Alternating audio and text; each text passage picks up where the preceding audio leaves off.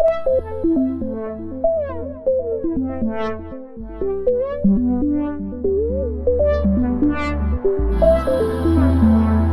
everybody, and welcome back to the Tonic Accord podcast. I'm Alex Kapitko, joined by my friend and co-host Drew Nepley. Hello everyone. Today we're lucky enough to have a friend of the pod, Grayson Forsberg, back on the show. He's been on the podcast a couple times, I think most notably back in October or November when we talked about abortion. It was a fun discussion, and I'm happy to have him back. For those of you who haven't heard Grayson on here before, he is currently studying law in Sacramento and working for State Senator Daly as well. He is also a content writer for the Convention of States, and he's the founder of the Common Sense Chronicles. So without more, Grayson, welcome back. How are you? Hey, good. Thanks for having me on, guys. I really appreciate it. How have things been going for you in your part of the woods? Oh, doing pretty well. Started my spring semester of law, which is delving into, criminal law. So it's a refreshing change of pace from torts.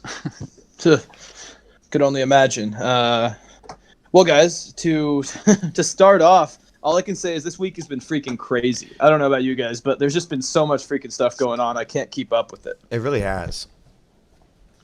Yeah,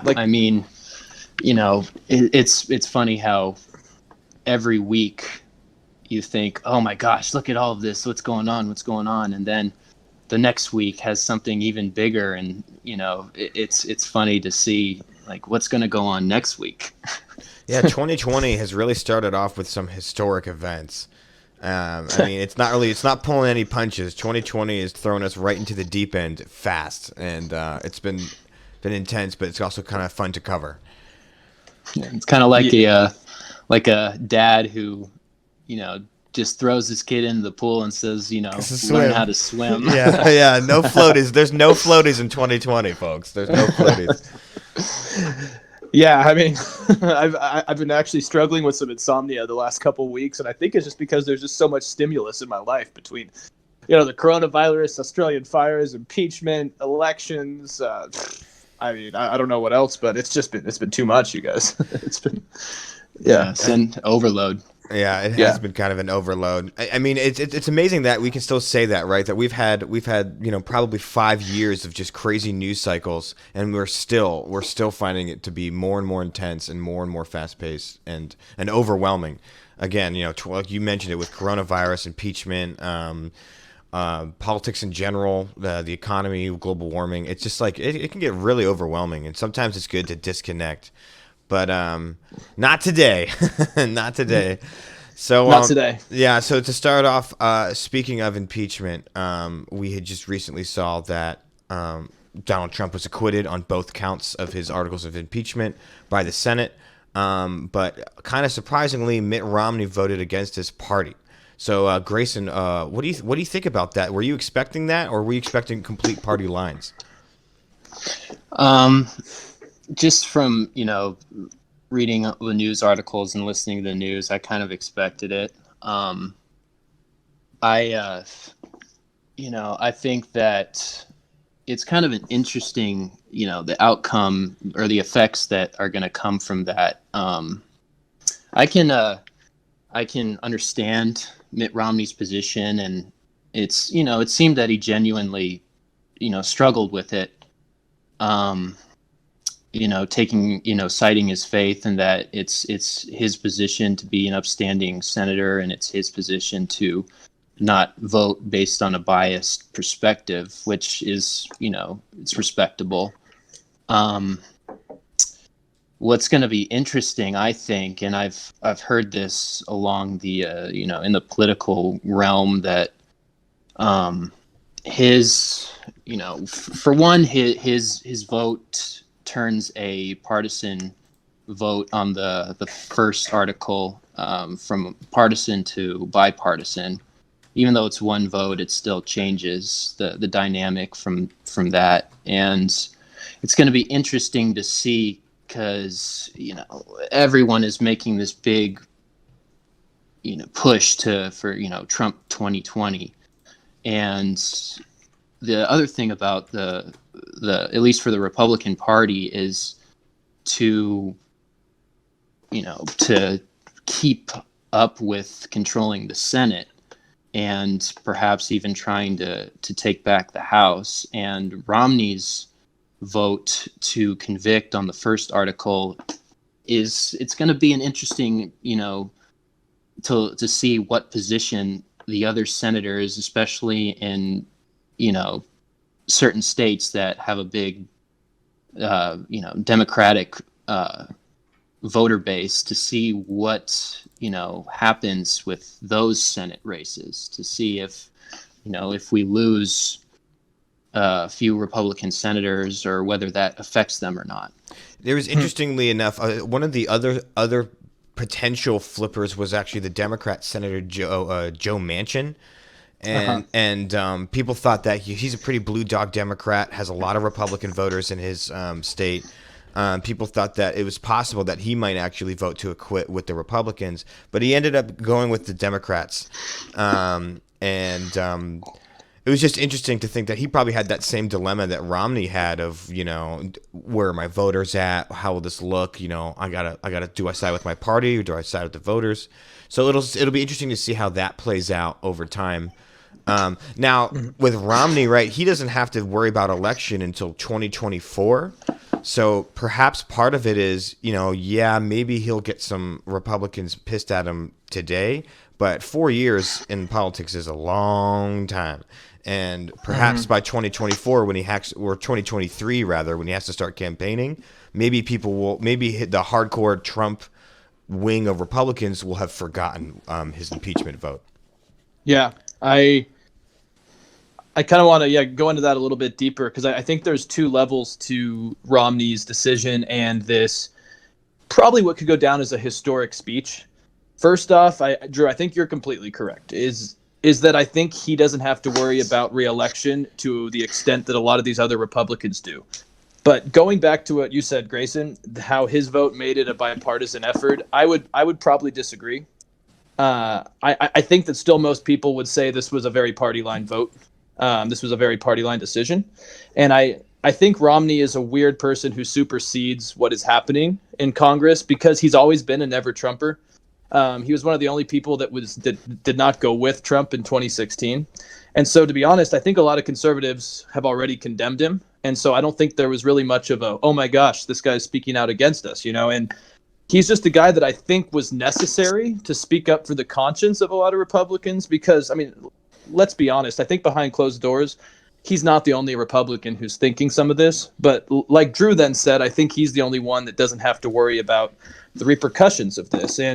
But what I think is important about what Romney did is that he said something blatantly simple, but blatantly honest. And if you guys will just bear with me for like 15 seconds, I'm going to read it.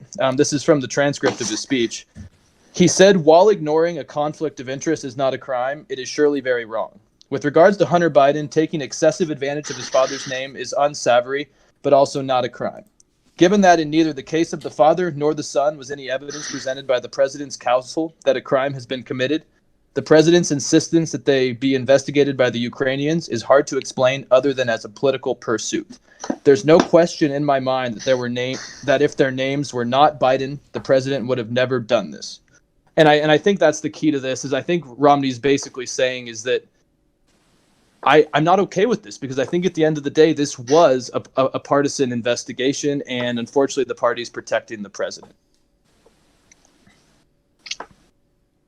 Right. I completely agree. And I understand. I get your point that it's not really as I stated it that it's bipartisan. I think it's what I meant is bipartisan on paper. Like you have one Republican voting with the Democrats makes it on paper, but not in general. It's not bipartisan because it was voted along party lines, and this whole impeachment process has pretty much been voted on party lines. But I think everyone is entitled to their own beliefs, right? And I encourage everyone to not only, to try and check their biases and to really look into the information. And, I think this whole impeachment effort with, the Zelensky phone call on July 25th, how, Trump mentioned, the 2016 with the DNC server hacking,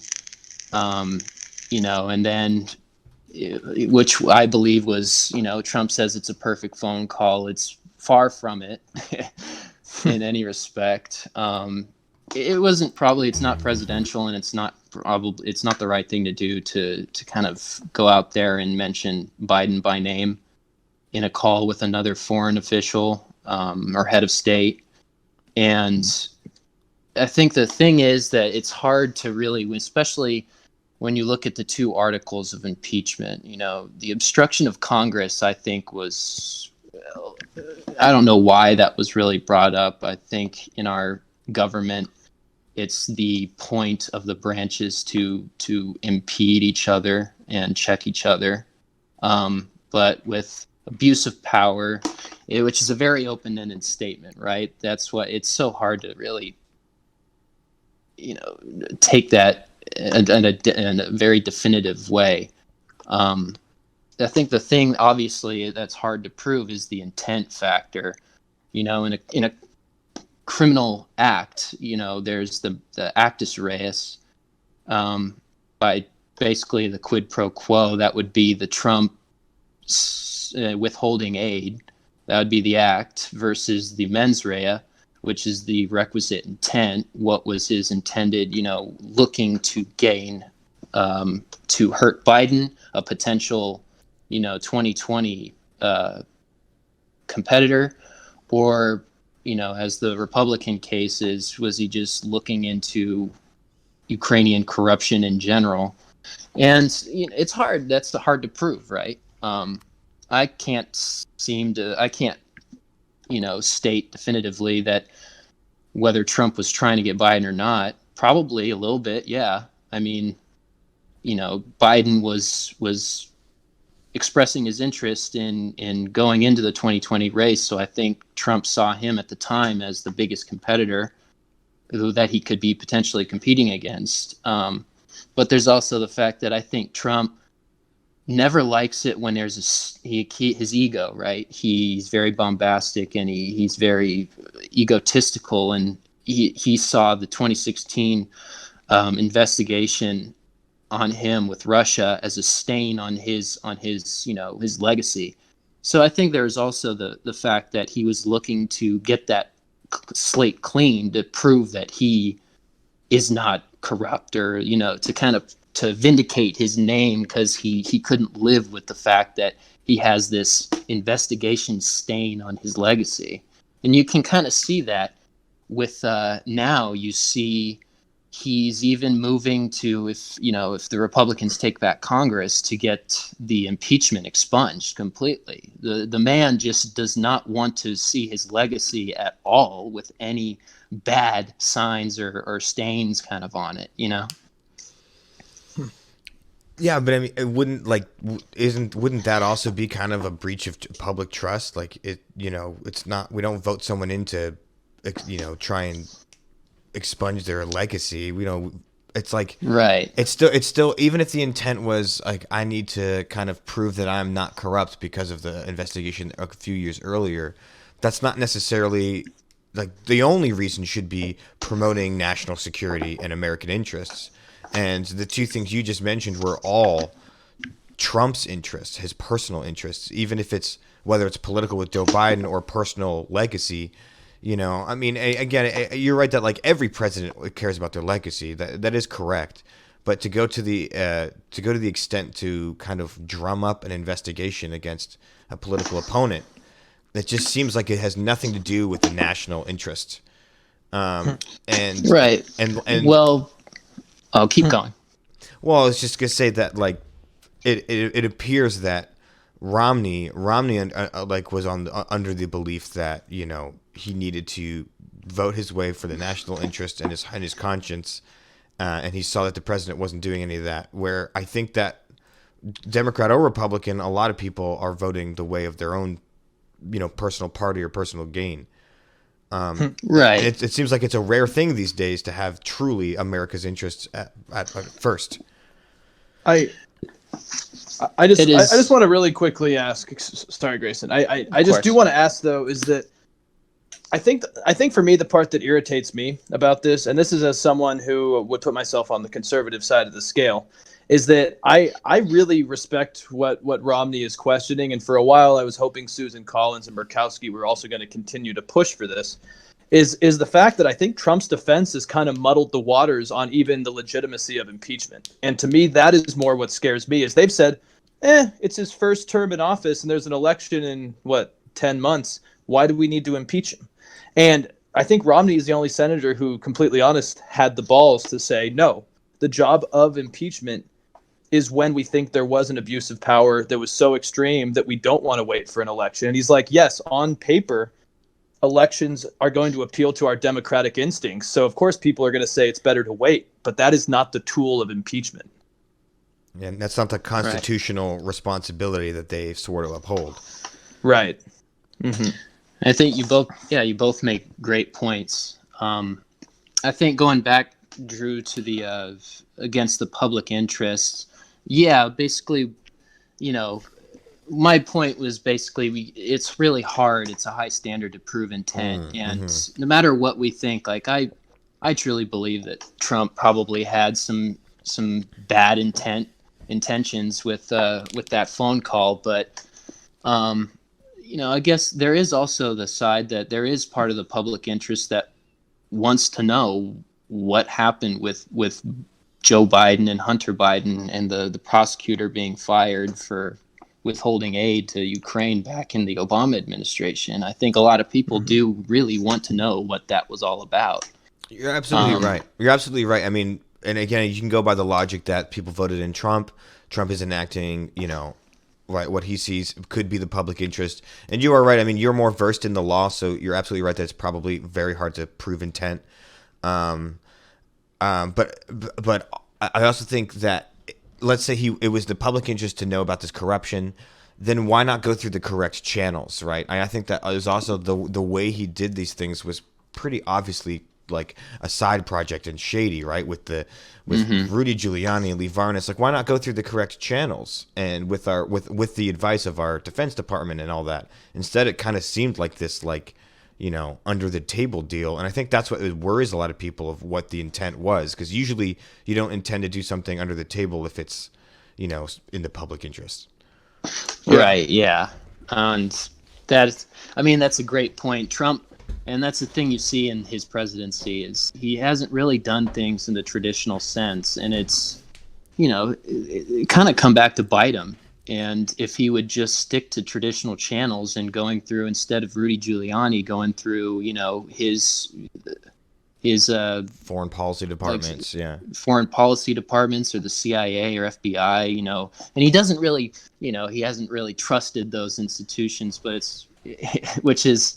it's hard, when you say like, oh, I don't trust that. I think they're out for me. I'm going to do this on my own. Well, doing it on your own doesn't look too good. Sure. No. And, with you, Alex, when I agree with you on, I respect that Romney stuck to his guns. It's hard being the only one in your party. You're going to take a bullet. And I disrespect the people who are calling for his ousting of the party and saying that he's a Democrat, he's not a Republican, he should be, like that's petty. And it's so sad when each side just attacks the other. They say Trump is bombastic, Trump is not a traditional, what you'd consider a traditional statesman, and he's not. But then you get Nancy Pelosi going ahead and just ripping the speech. Yeah. You claim to be the moral representative, yet you go and do that, and you say Trump is, and they say that Trump killed modern politics. In a sense, maybe. I on the when I was listening to Ben Shapiro's take, he discussed that Trump is not the murderer, he's the coroner, and which was a great point. I do agree, but there's also, I'd like to twist it a little bit. I don't necessarily think he's just the coroner, but it's kind of like I think he saw modern American politics dying or dead, and instead of resuscitating it, he let it die and hasn't helped bring it back. It's kind of like when you see a car accident, right? And someone's car goes off the road and they're injured in the car. And, when say you take it upon yourself to act to help that person, well, then you have accepted a duty, and you must uphold a standard of care. And if you deviate that, what a reasonable, prudent person would do in same or similar circumstances, then you would breach that. And I think instead of taking upon himself for there to be a duty to act, some people would just watch, right? And they'd look and they'd call the police, or they'd watch and they wouldn't act. So there's technically not a duty for that person to help the other person. Certain states are different, right, in how they do those laws. But I think Trump just kind of saw it dying and said, I'm not going to do anything to save it. And he just kind of let it die. I would even go further than he's just watched the car crash. I think he's the person who filmed it but forgot to call the police. And the Atlantic has an interesting article called "Impeachment Hurt Somebody." It wasn't Trump. And my big issue is that all this impeachment has hurt Joe Biden enough that I would argue his Iowa results are directly resulting in the fact that he's been in the spotlight. And I almost feel like this is 2016 all over again, where there's some pseudo scandal, such as Hillary's email scandal. Now Joe Biden has this scandal. And I think that it's just going to go right into Trump's hands. I mean, a Hill Harris X poll found that 54% of independents and even 40% of Democrats considered Hunter Biden's business dealings in Ukraine a campaign issue that should be discussed. So all I want to say is that I think that this has hurt Joe Biden. And as we've seen with the State of the Union and his then prayer speech afterwards, is that Trump, I think a lot of people were hoping this was going to constrain Trump. And I think it's almost going to let him feel that he can go off the rails, which is scary. Right. That's perfect. Good point. That brings me to the transition to the State of the Union. No problem. That worked in perfectly. So he filmed it and he didn't forget to call the cops. It's interesting. So he's at the point now where he's been acquitted from impeachment. Right. He's not going to get removed from office. He has a moment where he could have gone into the State of the Union with the idea of trying to bring the country back together. Impeachment was very divisive. But instead, I think he went the opposite route, where he dug his heels in. He called the left the human scum. And now I think he's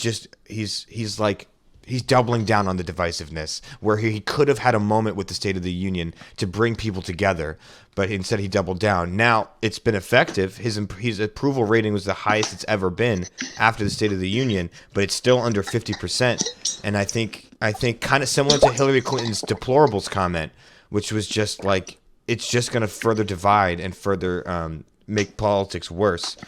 I also think you're very right that you can include me in those 40% that think Hunter Biden's dealings and Joe Biden's dealings should be talked about, because believe me, I don't like the idea that nepotism can just get these political elites international business dealings. I don't like that at all, and I think it should be looked into. I just think that the way Trump did it was in an irregular way.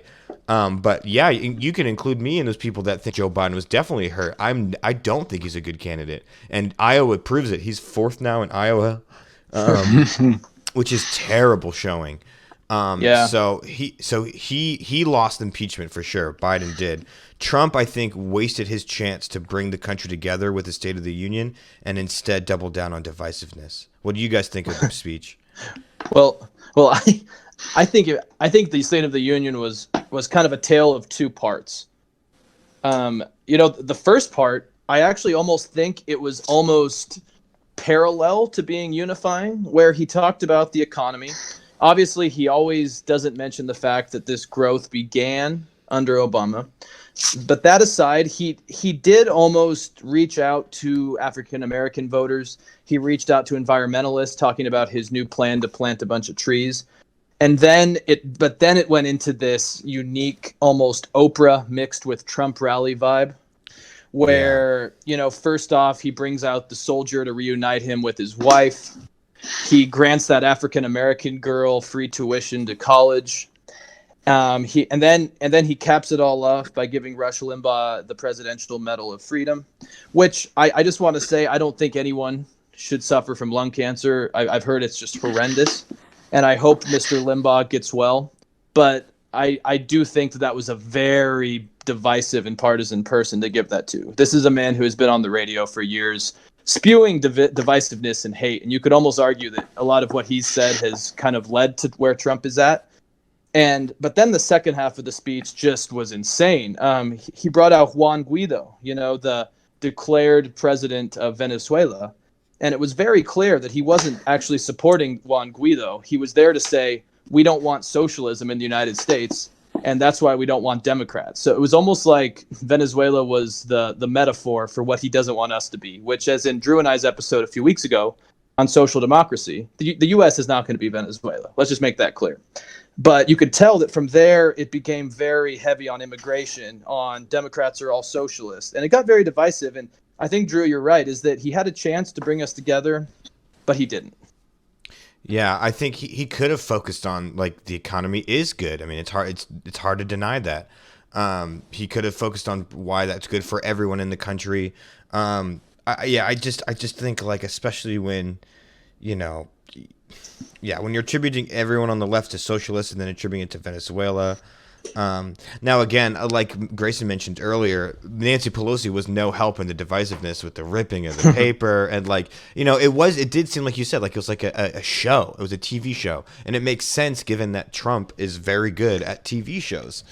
I think in his mind, right, he understands the spectacle and what draws people in. And he did it pretty effectively. Again, like, you can't deny the numbers. His approval rating bumped up after the State of the Union, but it's still below 50. Grayson, what did you think of the speech? As you both have highlighted, there were, he had some impactful moments. He discussed a lot of things in the beginning of, jobs and the economy and, jobs for women, for African Americans, for, pretty much everybody. And it was, some of it, it's embellished. The economy can't be attributed solely to the performance, and of the president. It's like you said, Alex, some of the, economic growth began during Obama's administration. So I can't attribute all of this gain to Trump. I think he has helped in certain ways. But it's, when you have the congresswomen who were all dressed in white, not, no matter what it was that Trump stated, they didn't stand or clap. Yeah. I think even for that jobs and the economy's doing well for women, they don't even stand. Like, what? How does that make any sense if that's what you're fighting for and it's true? Then why? At least I understand you don't like the man, and Trump doesn't make it easy to like him. But both of them, instead of one person just bowing down and saying, you know what, I'm not going to make this about partisanship. Let's just make this.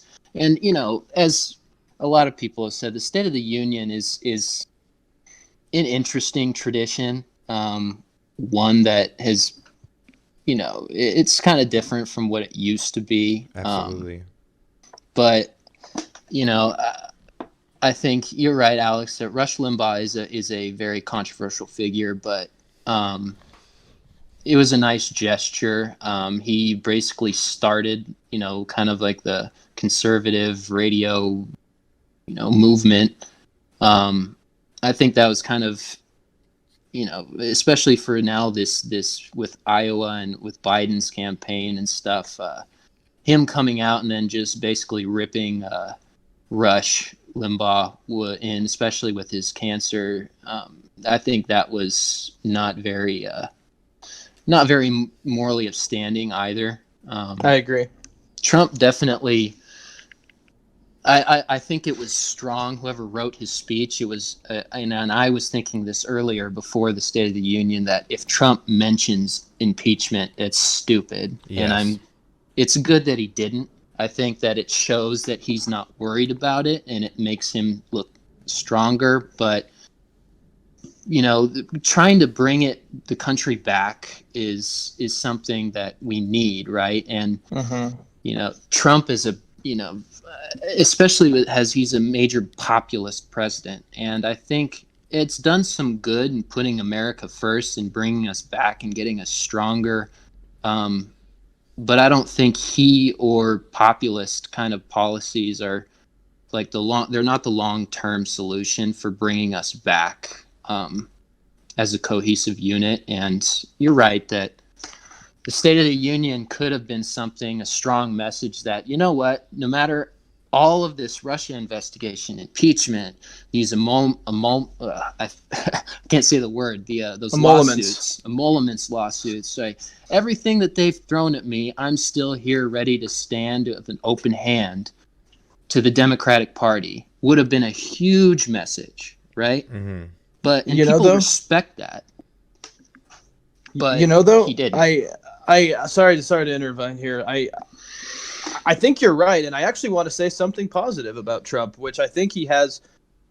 I think on to what you're saying a little bit. I think he has a knack for what he does, and we're seeing it more and more. True. And when he stays on script like this, he's going to appeal to that 49 or even maybe some independents. I mean, like the New York Times Daily podcast had kind of mentioned it, and I've been sort of thinking about this over the week, and it's true that he's good at having contradictory rhetoric, where in one sentence he'll talk about the strength of, like he'll talk about his hardline immigration, but then he'll talk about lowering prescription costs or, getting us out of foreign conflicts. And it's like every sentence he has contradicts the other, but it's almost like a menu of options for voters. It's almost like each conservative or moderate can find a little something in there they like. And I think that was actually one of the positives of this speech is, yes, the second half is divisive, but the first half did have parts that could appeal to the independent who is kind of sick of Bernie and Biden. And that makes sense. I mean, that makes sense politically, right? Because he knows he's never going to get someone on the left or the far left to like cross over, right? So he probably knew he could slam the left as much as possible because of course they're not going to vote for him. But the middle stuff, right, with the prescription drugs, the economy, especially, obviously the economy is so huge. He can try and pull in some independence. And back to your point, Grayson, you're right that like the civility is not seen on either side, right? You had Alexandria Ocasio-Cortez didn't even go to the State of the Union along with some other fellow congresswomen on the Democratic side. The Nancy ripping the speech. It was kind of just like, come on, like. I don't know. It was child. Like, you're not even going to go to the State of the Union. Like, come on. It is a strange tradition, but it is a tradition. And, you are in Congress. I don't know. It was an interesting moment. You're right. You're absolutely right that it was politically smart to not mention impeachment because, he probably just needs to put that behind him as quick as possible, which is so interesting about this whole Romney story because the Romney thing is kind of keeping this story alive longer than it should have been. If I was Trump, I just wouldn't talk about Romney either. Just let it go. Like, put it behind you as quick as possible. Right. Because there's a lot of election left in between now and November, and he's got to really start revving it up. And he's spending a lot. He's just second to Michael Bloomberg as far as election spending so far. No one's come close to Michael Bloomberg, by the way. Just that guy's on some. Yeah. I mean, he's what the ninth? Is he the ninth? Around there, richest person in the world.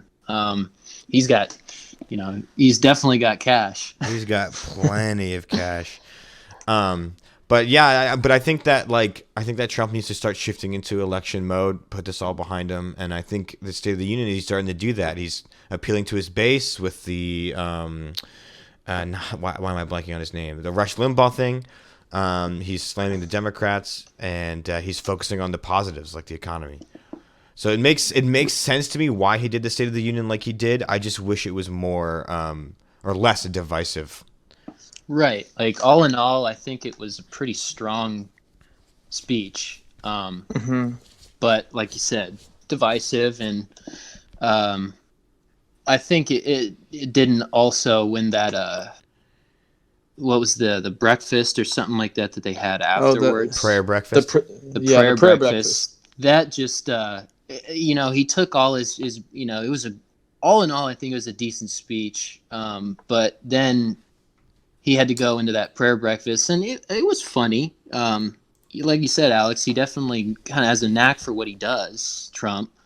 But then to go and just, it was in the news, right, that everyone was saying that the Democrats just did not take the moral high ground in this, and they all looked, listen with Nancy. The big thing was Nancy Pelosi, but a lot of them seemed childish, and that was all the news, and they looked bad. And then Trump had to go and do that in the prayer breakfast and kind of make him, right after that speech, and it just shows that, oh, you know what, no side is taking the high ground here. That's just he went off script. He went off script at that prayer breakfast. He went off script. Yeah. Actually, no. I think he wasn't off script. I don't believe it was the same writer that did his State of the Union speech, but I'm pretty sure he was reading off his script, and he might have gone off here and there, but that speech definitely wasn't as powerful as the State of the Union guy. I don't know, though, because he at one point during this national prayer breakfast said, I'm not going to quote it because I'm just summarizing, but he basically said, this is not a speech. He's he's like, I'm just pretty much talking out of my ass right now. And that's the problem with Trump is like scripted Trump can actually put together a decent speech. But the problem is whatever he did well in the State of the Union, what all the more sinister divisiveness came out of his ass during this prayer breakfast. He got into rally Trump mode. Yeah. Before we're out of here, though, I do want to just touch on Iowa really quick with you guys. So, takeaways from that. In my opinion, biggest winner is Bernie Sanders, not because he won the delegates, but because he won the momentum gain. That's what Iowa is. Iowa is not about the delegates. They don't really matter. Iowa is about the news cycle, getting your name at the top of the headlines and getting that momentum, and it's all about the potential. So as far as what potential comes out of Iowa, Bernie Sanders won. Buttigieg probably won as well. But I don't think Buttigieg has enough clout to take the southern states, but Bernie might. And Bernie saw that Biden is weakening, and so Bernie is going to try and take some of the blue-collar Democrats in the South away from Biden. Yeah, and so Buttigieg and Bernie were 0.9 or 0.09 or 0.1%. Was it away from each other? So it says Buttigieg finished with 26.2% and 13 delegates, and Bernie with 12 and 26.1. Which like Drew said, Bernie got a lot of momentum there. That's I think it was, whatever it was. I'm not too well versed on what their app issue was. The fact that it seemed to completely just fail. Yeah, it did. And all this complaining about, well, it was Trump supporters, or it was this or that, or the app just crashed. We don't know what happened, really. Well, what it's saying about the app was that the app was, this is from NPR, was that the app was recording data accurately, but it wasn't reporting out, but it was reporting out only partial data because of a coding issue. And I'm sorry, but we're in 2020. Like, that's something you should have tried and freaking fixed. Well, it was an unknown company called Shadow. To quell any rumors, no, it was not Trump supporters hacking in. That's ridiculous. There's no evidence that there's any cybersecurity issue. It was simply just a poorly coded app from an unknown company. That company was supposed to do the app in Nevada, and Nevada has said, no, we're backing out of that. We're doing something else now. So it doesn't look like this company will last very long, and hopefully it won't be another issue. But yeah, they completely screwed the pooch. Well, it's like, coming from a more, I find this just interesting.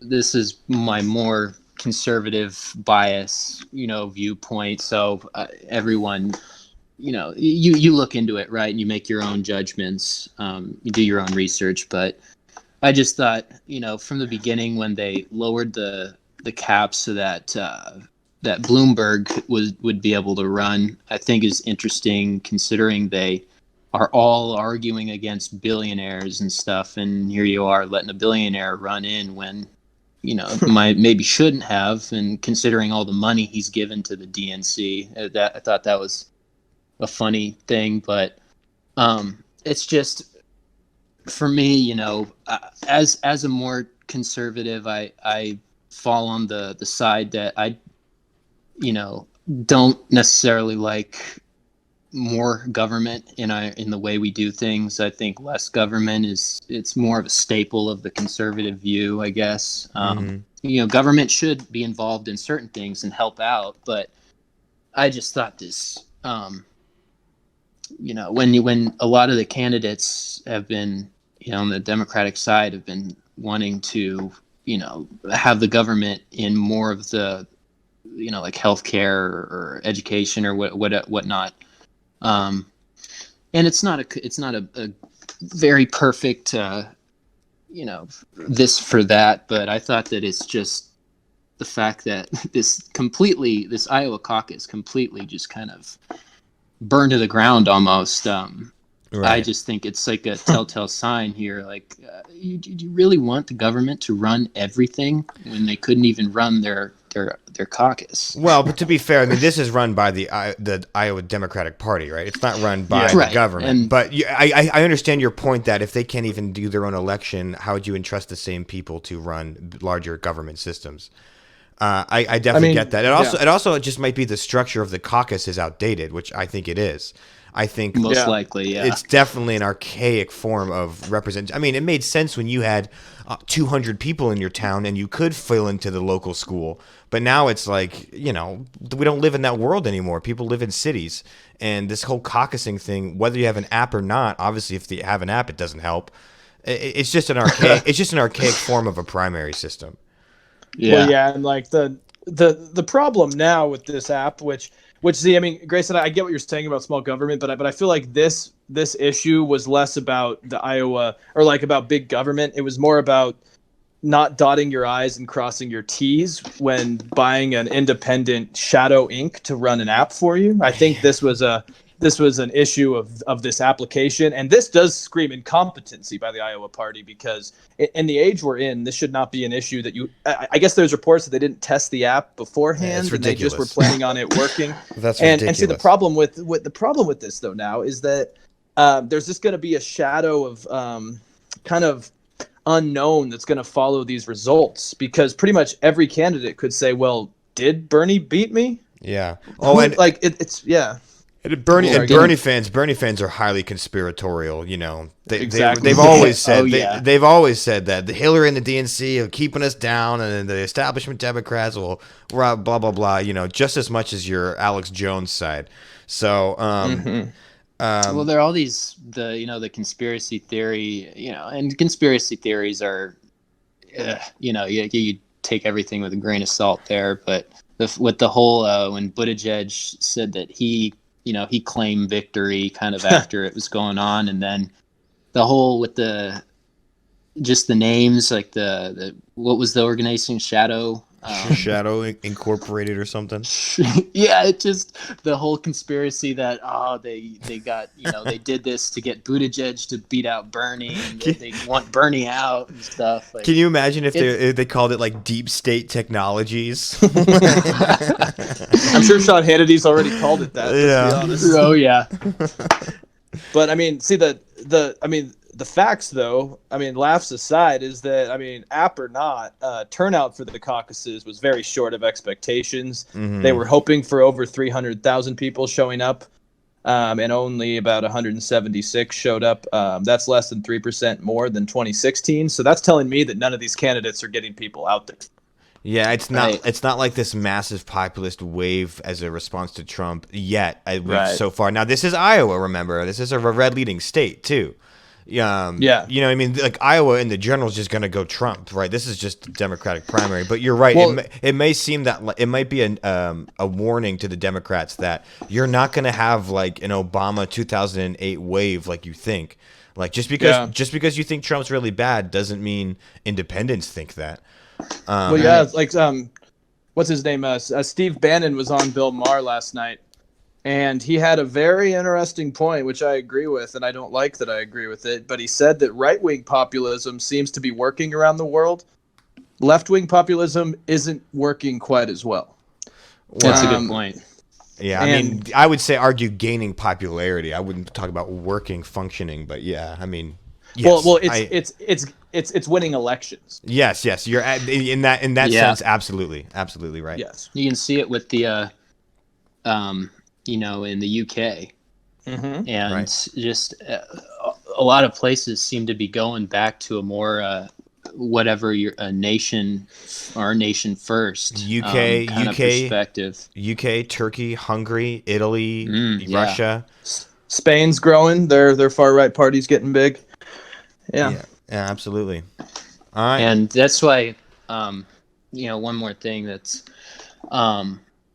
why you see, like when I said earlier, like populism might be a short-term bump to get your country kind of going and the country first, but in the long term, does it really will it pan out if all these extremists kind of and it's like, I, as a conservative, I'm even skeptical of all these far right parties kind of gaining momentum to see, like, we all I tend to side more with nationalism versus globalism, but it's going to be hard to help each other out as human beings if we have all these my country firsts, this and that kind of going on in the world. The pendulum can only swing so far before it starts to swing back. Yep. And with that, guys, that's probably going to conclude today's episode of the Tonic Accord podcast. Thanks again, Grayson Forsberg, for joining us. Always a pleasure, and thank Alex for joining me on this adventure as well. If you guys are listening, find us on Podbean, Facebook, YouTube, Apple Podcasts. Leave a comment, leave a like, leave a subscribe. We'd love to see it, and we're gonna continue covering topics such as these as we go forward.